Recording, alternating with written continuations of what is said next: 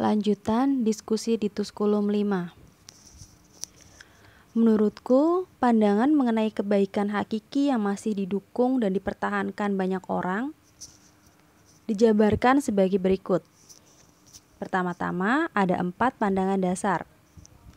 Aliran Stoik berargumen bahwa tidak ada kebaikan kecuali kebajikan. Epikuros berpendapat tidak ada yang baik kecuali kepuasan. Hieronymus berpendapat bahwa satu-satunya kebaikan adalah tidak adanya derita. Lalu pendapat Carneades yang bertentangan dengan aliran Stoik bahwa tidak ada hal yang baik kecuali kenikmatan dari yang dianugerahkan oleh alam, atau kenikmatan materi dan batin, baik yang utama atau seluruhnya.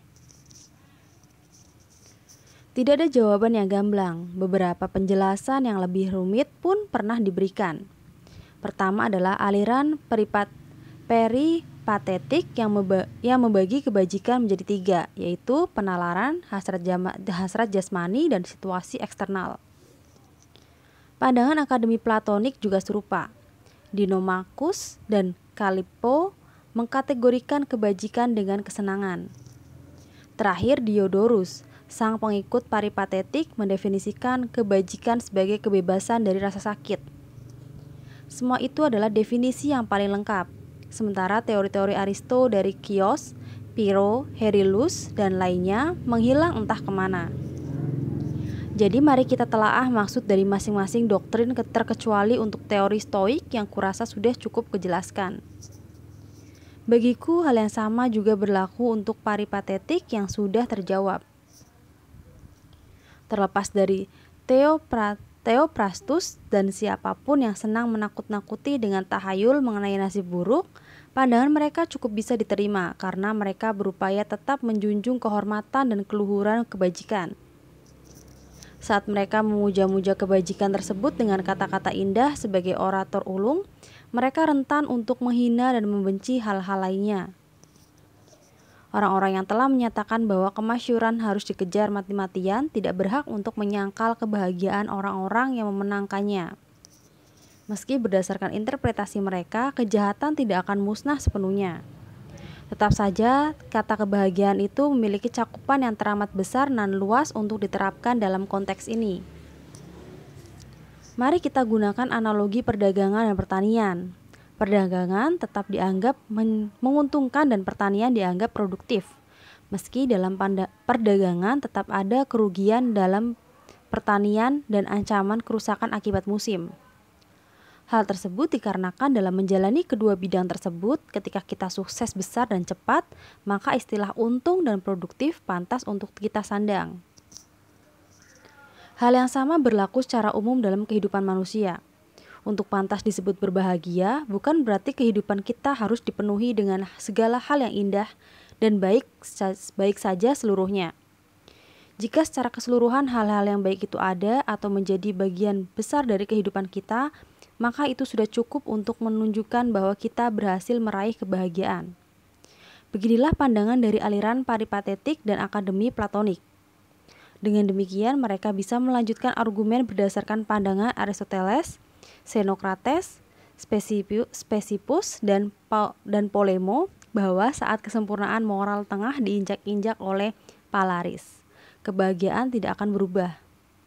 Tidak ada ejekan atau siksaan yang bisa memusnahkannya. Kallipo dan Diodorus mengatakan hal yang serupa, bahkan menekankan pentingnya moralitas. Semua hal yang tidak memuat moral tidaklah penting. Para tokoh yang lain kurasa rawan kritik. Dalam hal ini Epikuros, Hieronymus, dan siapapun yang juga menyangkal pendapat Carneades. Pada akhirnya mereka semua lolos dari jebakan buatan mereka sendiri. Karena teori-teori mereka menyimpulkan bahwa manusia adalah makhluk yang memiliki kebaikan dan keburukan.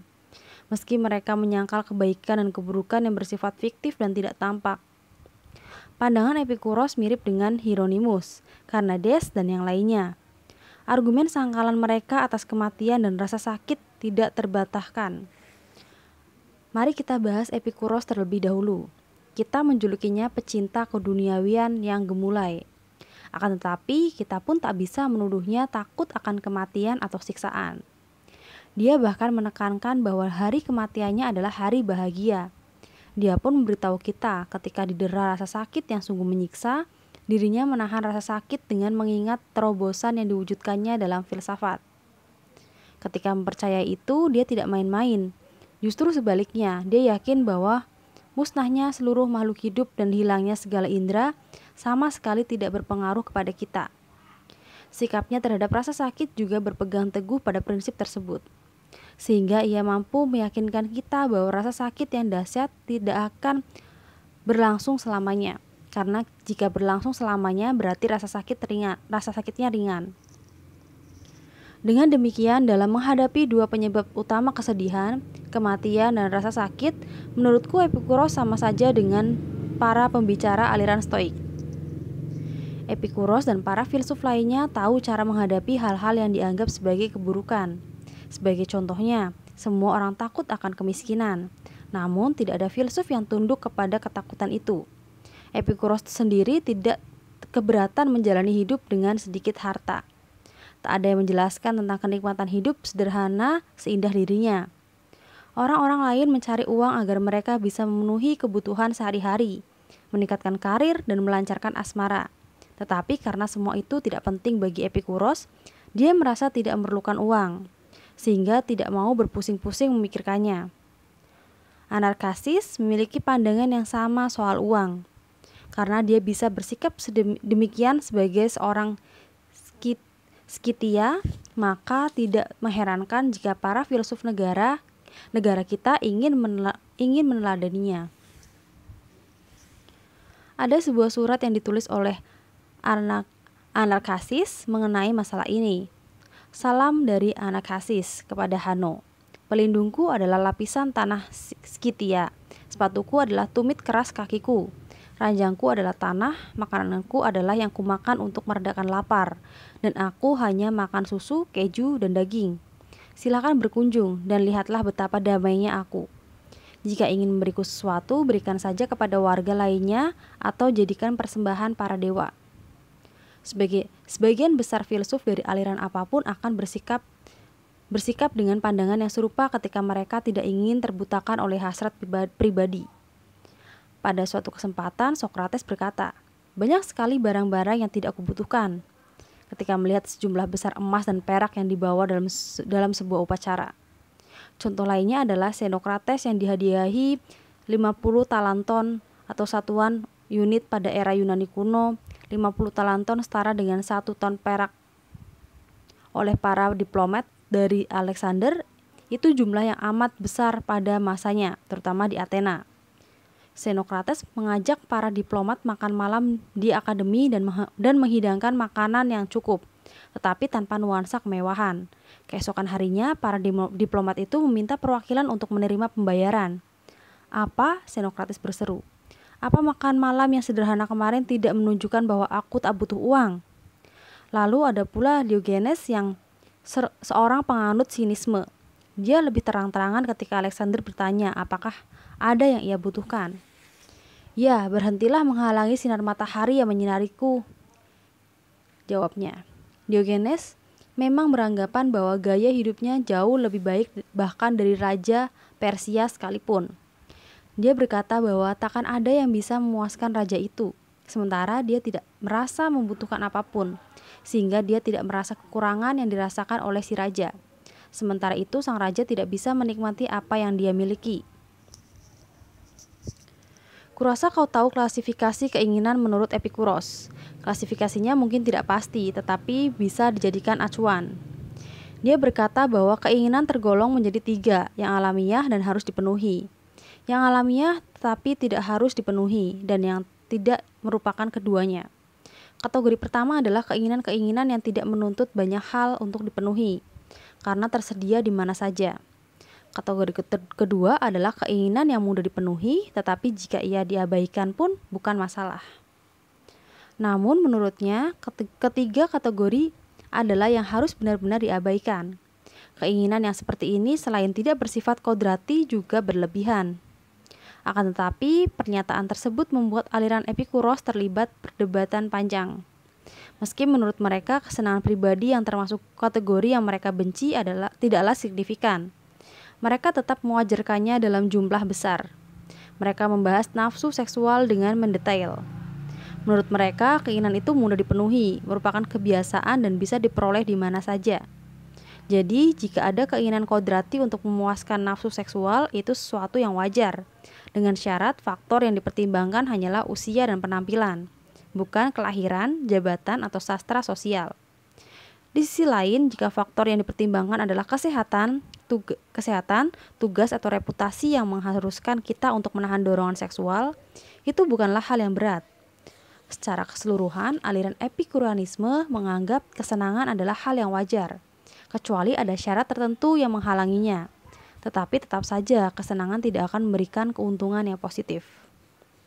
Teori kesenangan Epikuros didasari logika bahwa kesenangan akan selalu menarik dan didambakan, karena itu kesenangan dan penderitaan selalu tidak diinginkan, karena itu penderitaan.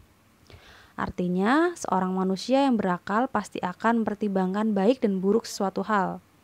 Dia akan menghindari kesenangan jika ternyata lebih banyak deritanya, dan menerima penderitaan jika ternyata berbuah kesenangan. Doktrin Epikuros lainnya adalah sebagai berikut. Meski hal kecapan indera perasa tubuh adalah cara untuk menilai kenikmatan suatu hal, kenikmatan itu akan disalurkan ke tubuh dan dikomunikasikan oleh pikiran.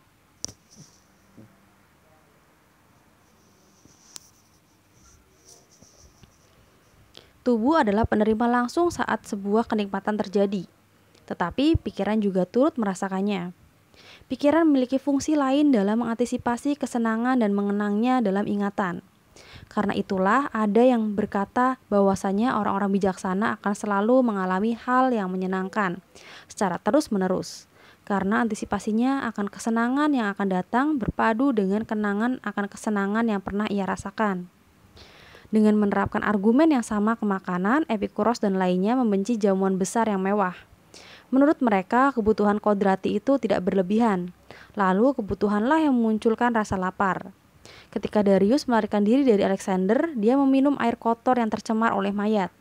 Akan tetapi dia berkata bahwa itu air ternikmat yang pernah ia tenggak, karena sebelumnya dia tidak pernah benar-benar tahu rasanya kehausan. Dengan kasus yang serupa, Ptolemy yang tidak pernah merasa lapar ketika makan, berkata roti kertas yang diberikan kepadanya saat ia terpisah dari pendampingnya terasa sangat nikmat. Konon Sokrates memiliki kisah seperti itu juga. Dia senang berjalan-jalan hingga gelap, dan ketika ada yang menanyakan alasannya, jawabannya adalah agar dia bernafsu untuk makan malam. Kisah tentang makanan yang disantap masyarakat Sparta di penjamuan pasti sudah sering terdengar. Suatu hari ketika Dionysius, sang tiran, sedang makan malam bersama mereka, dia berkata bahwa dirinya tak menyukai kuah hitam yang merupakan hidangan utama Sparta. Tentu saja tidak, karena kau belum memasukkan bumbunya, kata sang juru masak. Dionysius bertanya balik, apa bumbunya? Perburuan yang intens, keringat, berlari di sepanjang sungai Eurotas, rasa lapar dan haus. Semua itu adalah bumbu yang digunakan rakyat Sparta untuk membumbui masakan jamuan mereka. Hikmah yang sama juga dapat dipetik dari kehidupan satwa. Hewan akan puas memakan apa saja yang diberikan kepada mereka, selama itu memang sesuatu yang bisa dimakan dan mereka pun tidak menuntut lebih. Sparta yang baru saja kusebutkan hanya satu dari segelintir masyarakat yang berburu dan menjalani hidup bersama dengan sederhana. Menurut deskripsi Xenophon tentang kebiasaan makan orang-orang Persia, mereka juga hanya memakan selada air dengan roti. Jika sedang ingin, mereka akan memanfaatkan semua hasil tanam untuk membuat masakan yang sangat lezat dan dalam jumlah yang besar. Akan tetapi pola makan mereka sangat sederhana, dan itu menghasilkan tubuh yang sehat dan kuat. Betapa lainnya mereka semua dengan orang-orang yang makan dengan serakah berbagai kerbau yang gemuk. Perbedaan itu pun menunjukkan bahwa kepuasan yang sesungguhnya dari makanan bukan rasa kenyang, tetapi justru rasa lapar. Manusia yang mengejar kesenangan hingga terbutakan seringkali tidak mendapatkan apa yang mereka cari. Ada satu kisah tentang Timotheus, seorang negarawan Athena terkenal yang pernah makan malam bersama Plato. Timotheus amat menikmati pestanya, dan ketika menemui sang tuan rumah keesokan harinya, dia memberinya pujian seperti ini. Jamuan malammu terasa lezat, tidak hanya saat dimakan, tapi juga keesokan paginya. Inti dari pujiannya adalah ketika perut kita kenyang karena banyak makanan dan minuman, kita menjadi tidak bisa berpikir dengan jernih. Ada sebuah surat indah yang ditulis Plato untuk kerabatnya dari Dion. Isi dari suratnya adalah sebagai berikut ini. Ketika aku tiba di sini, aku sama sekali tidak tertarik untuk kehidupan yang katanya bahagia.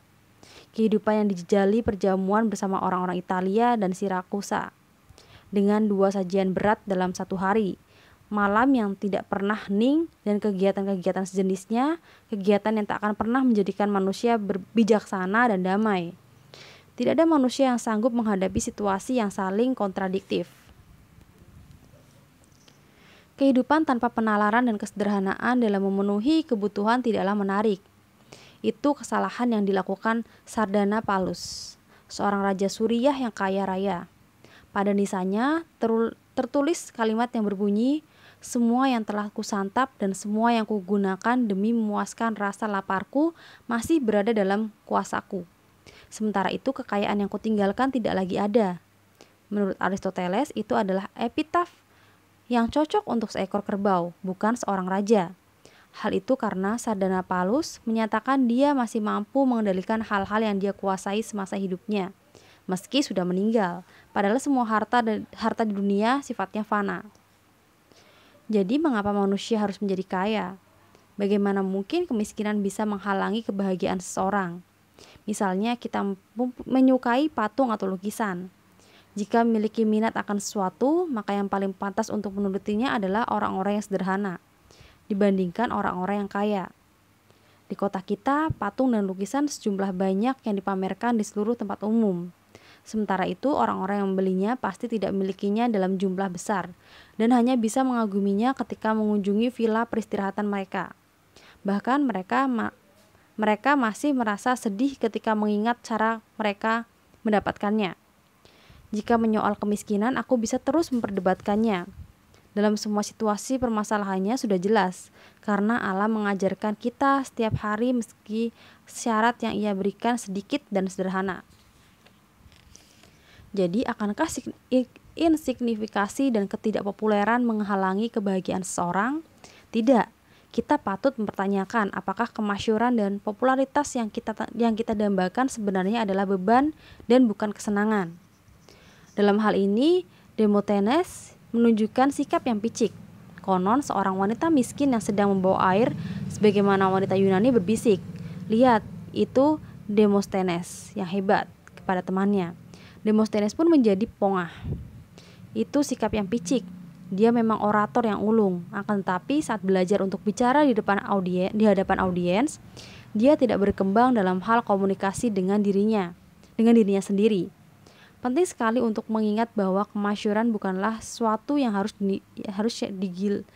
digilai dan tidak perlu takut jika tak memiliki popularitas. Aku datang ke Athena dan tidak ada satupun orang mengenaliku, ucap Demokritus. Seruan itulah yang lebih berkelas dan terhormat, bersukacita karena tidak termasyhur. Pemain suling dan harpa tidak memainkan melodi atau ritme sesuai dengan selera pendengarnya, tetapi yang cocok dengan selera mereka. Lantas untuk apa orang-orang bijaksana yang merupakan praktisi ilmu yang jauh lebih tinggi menuruti kemauan orang banyak, alih-alih mencari kebenaran dengan mengabaikan tuntutan reputasi? Jika kita menganggap sekumpulan orang sebagai pihak yang penting, sementara saat berhadapan empat mata dengan masing-masing dari mereka, kita meremehkannya, maka itu adalah sesuatu yang bodoh. Kebijaksanaan yang sesungguhnya adalah mengabaikan ambisi pribadi yang remeh. Kehormatan akan kita dapatkan dari masyarakat, meski pengakuan itu datang tanpa kita minta.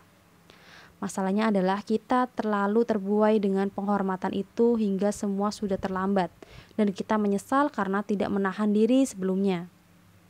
Heraklitus, seorang filsuf alam, mengisahkan tentang Hermodorus, seorang pria terkemuka dari Efesus. Warga di sekitarnya mengusir Hermodorus dari kota. Menurut Heraklitus, seluruh penduduk Efesus pasti mengalami kesulitan hidup yang demikian dahsyat hingga mengumumkan hal yang mengerikan ini. Tidak ada satupun di antara kita yang boleh lebih unggul dari yang lainnya. Jika ada yang demikian, maka dia harus hidup di kota lain, di tengah penduduk yang berbeda. Hal seperti itu selalu ada di mana saja. Selalu ada manusia yang tidak suka manusia lainnya yang lebih hebat. Contohnya Aristides. Atau karena aku lebih suka memakai contoh dari Yunani dibandingkan Roma. Bukankah itu alasan diasingkan dari negaranya karena mereka tidak suka dia menjadi orang yang adil? Sungguh berat bagi seseorang ketika dia berbeda dari orang-orang kebanyakan. Tidak memiliki pekerjaan dan mengisi waktu untuk buku adalah hal terindah di dunia. Buku yang kumaksud adalah karya yang membuat kita memahami alam semesta dan bagiannya yang tidak terbatas, serta dunia yang kita huni, langit, daratan, dan lautnya.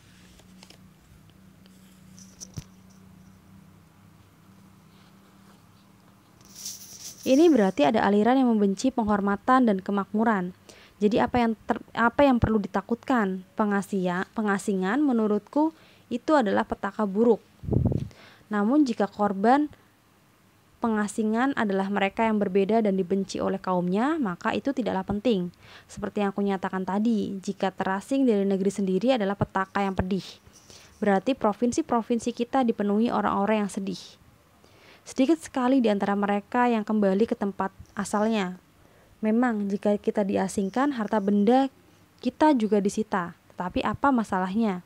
Kurasa alasan kemiskinan bisa sangat menguntungkan tidak perlu kujelaskan lagi.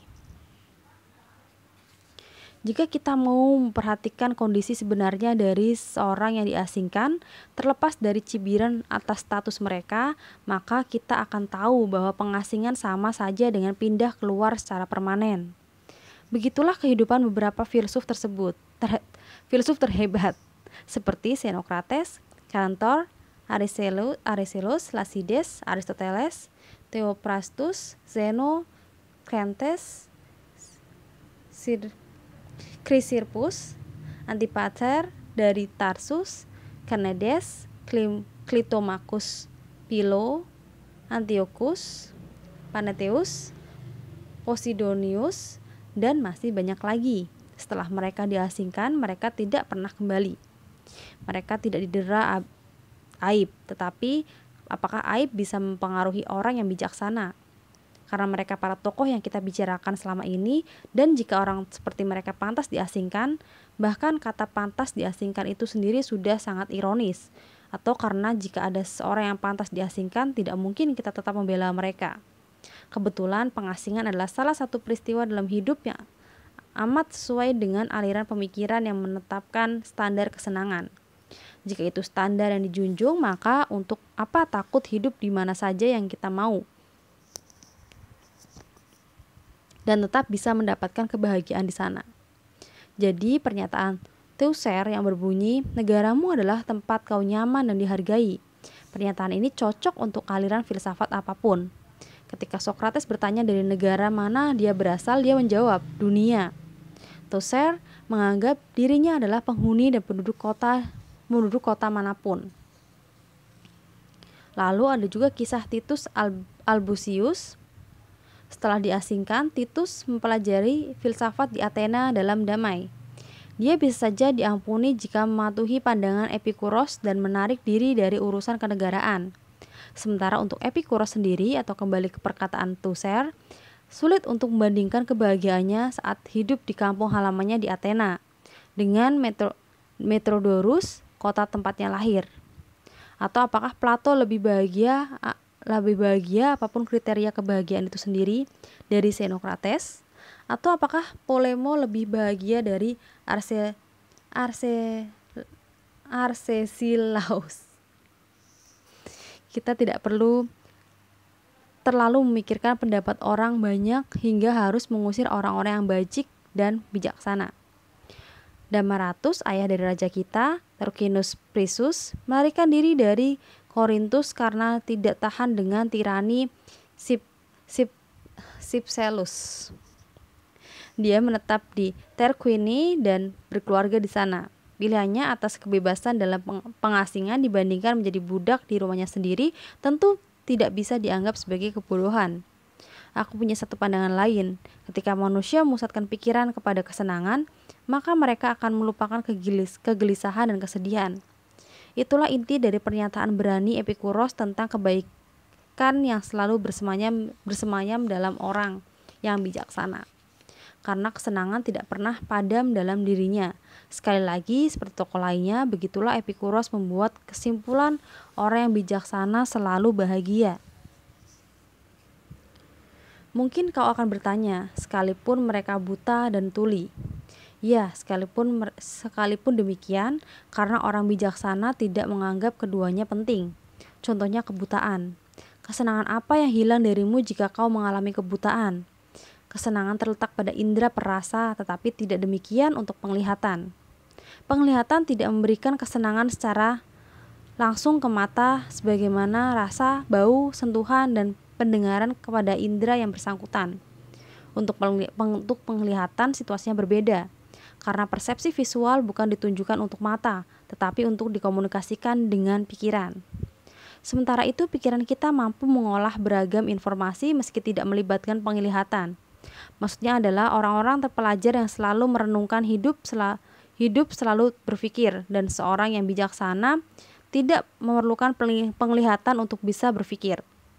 Kebahagiaan tidak berakhir di penghujung hari atau kala malam menjelang. Lantas apa menurutmu kebahagiaan sirna ketika kita buta? Dalam hal ini Antipater dari Kirenaika mengatakan hal yang sangat bagus, meski terdengar kasar dan menghina. Saat mendengar seorang wanita mengeluhkan kebutaannya, Antipater menjawab, "Kenapa? Bukankah saat malam hari semuanya lebih seru?" Appius Claudius, seorang tokoh terpandang kala itu, juga buta selama bertahun-tahun. Namun jabatan kenegaraannya yang dia pegang dan perilakunya menunjukkan bahwa kecacatannya tidak menghalanginya untuk menjadi warga sekaligus pejabat negara yang baik. Kemudian ada kisah Gaius Drusus. Rumahnya selalu dipenuhi orang-orang yang datang untuk meminta nasihatnya. Mereka tidak bisa melihat sendiri cara untuk menangani masalah mereka, sehingga mereka meminta saran dari seorang yang buta. Saat aku masih anak-anak, Gnaeus Aufidius, mantan pretor yang buta, sering kali memberikan pandangan di hadapan senat dan membantu pembebasan teman-temannya. Dia juga menulis sejarah Yunani dalam sastra, visinya amat jelas. Lalu ada lagi seorang pria buta lainnya, Diodotus, yang merupakan penganut aliran Stoik. Dia tinggal selama bertahun-tahun di rumahku. Mungkin sulit dipercaya, tetapi setelah menjadi buta, dia mencurahkan segenap pikirannya untuk filsafat. Dia juga memainkan lira seperti pengikut Pitagoras dan menyuruh orang membacakan buku untuknya siang dan malam. Dia tidak memerlukan mata untuk berkarya. Dia juga melakukan hal yang sangat hebat untuk seorang yang buta. Dia terus memberi kuliah tentang geometri, menjelaskan kepada murid-muridnya cara menggambarkan dengan amat mendetail. Konon, Asclepiades, seorang filsuf dari aliran Eretria, pernah diminta seorang untuk menjelaskan pengaruh kebutaan kepada dirinya. Dia menjawab, kebutaan justru membuat pertemanannya semakin luas. Kemiskinan bisa dilalui jika kita mengikuti tokoh-tokoh tertentu Yunani. Maka kebutaan pun juga bisa kita terima dengan lapang jika kita memiliki semua yang kita butuhkan. Saat Demokritus menjadi buta, dia tidak bisa lagi membedakan warna hitam dari putih, tapi dia masih bisa membedakan kebaikan dari keburukan. Adil dari kata tidak adil, yang benar dengan yang salah, yang perlu dan yang tidak perlu, serta yang penting dan tidak penting. Dengan kata lain, dia tidak perlu membedakan warna agar bisa hidup bahagia. Sementara itu, jika dia fokus pada apa yang tak dimiliki, maka kehidupannya sudah pasti tidak bahagia. Namun, pria ini mempercayai bahwa penglihatan sebenarnya adalah penghalang untuk jiwa. Orang-orang lain gagal untuk melihat apa yang ada di hadapan mereka, tetapi dia mampu melihat segalanya dan tak pernah merasa ada rintangan yang menghalanginya. Konon Homer yang juga buta, namun ketika membaca tulisannya, kita seperti membaca puisi. Demikian karakter kata-kata yang ditulisnya. Dia menggambarkan tiap wilayah, pesisir, dan tradisi Yunani dengan amat hidup. Demikian pula setiap bentuk. wujud, peperangan, pertempuran, manuver setiap kapal, kegiatan manusia atau hewan, hingga kita bisa membayangkan dengan jelas hal yang tidak bisa dia lihat sendiri. Bukan berarti Homer atau pria terpelajar lainnya tidak merasa senang atau gembira. Jika demikian, sulit rasanya membayangkan bahwa Anaxagoras atau Demokritus yang baru saja kusebutkan mau membuang tanah dan harta mereka, lalu belajar dan meneliti dengan sepenuh hati. Sebuah misi yang amat memuaskan mereka. Dengan alasan yang sama, sang pembawa pesan, Tiresias, tidak pernah terlihat meratapi kebutaannya. Seperti yang dikisahkan oleh para penyair, dia juga orang yang memiliki kebijaksanaan sejati. Homer memang menggambarkan tokoh Cyclops Philopoemus sebagai orang barbar yang berbicara dengan seekor domba, mengatakan betapa beruntungnya ia bisa melihat sehingga bebas mengelana dan mencari apapun yang dibutuhkan. Akan tetapi gambaran sang penyair untuk Philopoemus berbicara seperti itu sudah tepat. Pesannya adalah Cyclops sama tidak berakalnya dengan si domba. Bagaimana dengan ketulian? Apa itu adalah keburukan?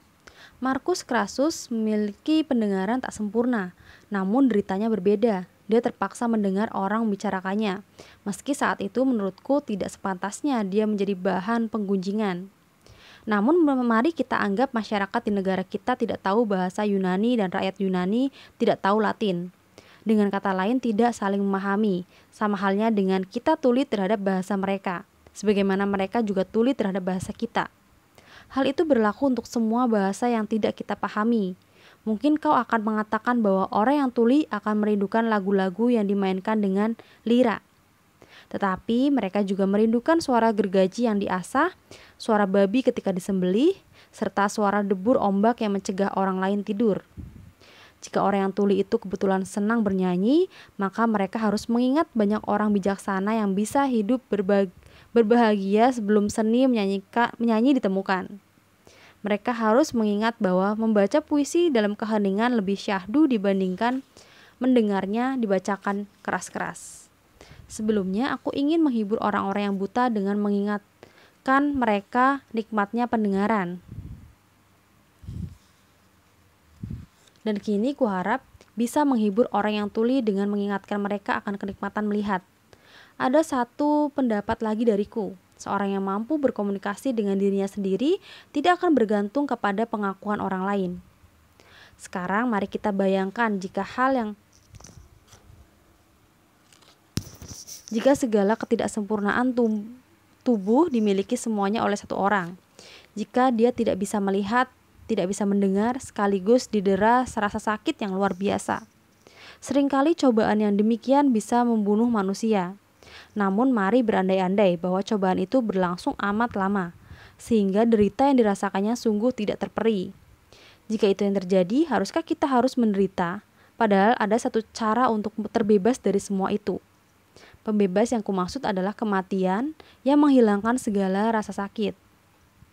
Saat Lysimachus mengancam akan membunuh Theodoras, sang filsuf menjawab, "Hebat sekali kau bisa membunuh seperti kepik yang beracun." Lalu ada Perseus, raja yang dilengsarkan dan memohon kepada Paulus untuk tidak mengaraknya. Namun sang jenderal menjawab, "Itu terserah kepadamu. Kita membicarakan kematian di hari pertama diskusi, dan kita harus membahas topik ini dengan berhati-hati. Kemudian kita kembali berdiskusi di hari kedua dengan topik tentang rasa sakit. Siapapun yang mendengar penjabaran kita seharusnya takkan lagi menganggap kematian sebagai hal yang mengerikan. Menurutku kita harus menjalani hidup dengan mengikuti peraturan yang diterapkan oleh Yunani dalam jamuan makan. Biarkan ia bersantap atau biarkan ia pergi. Itu bagus sekali karena pilihannya memang tetap bersantap bersama para tamu lain atau pergi untuk menghindari keributan yang terjadi saat dikelilingi para pemabuk yang berisik. Hal yang sama berlaku untuk cobaan apapun yang mendera kita.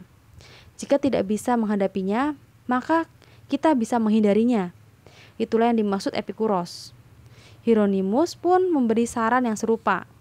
Ada pula beberapa tokoh yang menganggap kesempurnaan moral itu sendiri tidaklah berarti. Semua yang kita anggap baik dan pantas dipuji hanyalah kekosongan yang tidak bermakna bagi mereka. Akan tetapi mereka tetap menyimpulkan bahwa orang bijaksana pasti selalu bahagia. Bahkan orang-orang dengan pandangan seperti mereka bisa mencapai kesimpulan tersebut. Bukankah seharusnya kita berharap para filsuf penerus Sokrates dan Plato juga melakukan hal yang sama? Memang beberapa dari mereka berpendapat bahwa secara spiritual, kedudukan kesempurnaan moral sangat tinggi hingga mengungguli kebaikan fisik, situasi, eksternal atau dari alam. Sementara itu, tokoh lainnya menganggap kebaikan eksternal atau alam tidak termasuk kebaikan. Mereka menyatakan satu-satunya kebaikan adalah kesempurnaan moral. Ketika Carneades mencoba menjembatani perbedaan ini, karena kedua pihak memintanya menjadi penengah. Dia menekankan bahwa tidak ada perbedaan antara kebaikan menurut peripatetik dan hal yang menguntungkan menurut Stoik. Carneades berkata, terlepas dari tutur bahasanya, aliran Stoik juga menekankan pentingnya harta benda, kesehatan, dan hal lainnya sebagaimana yang dilakukan aliran peripatetik. Dengan demikian, tidak diperlukan perdebatan panjang karena substansi kedua pandangan lebih penting dari teorinya. Aliran-aliran lainnya juga disarankan untuk menyimpulkan hal yang sama. Sementara itu, aku senang karena setidaknya mereka menyatakan sesuatu yang menjaga martabat dari filsafat. Maksudku adalah penerimaan mereka atas doktrin orang bijaksana yang memiliki banyak kekuatan untuk menjalani hidup yang bahagia. Kita harus berangkat dari sini besok pagi, jadi mari kita tetapkan hal-hal yang kita bicarakan selama 5 hari ini. Aku berniat untuk menuliskannya, karena sekarang aku punya banyak waktu luang, atau tanpa perlu kuutarakan alasannya, kurasa itu cara terbaik untuk menghabiskan waktu senggang. Dengan demikian, izinkan aku untuk menggambarkan diskusi ini dalam 5 seri buku. Seperti yang pernah kulakukan, aku akan mengirimnya kepada temanku, Brutus.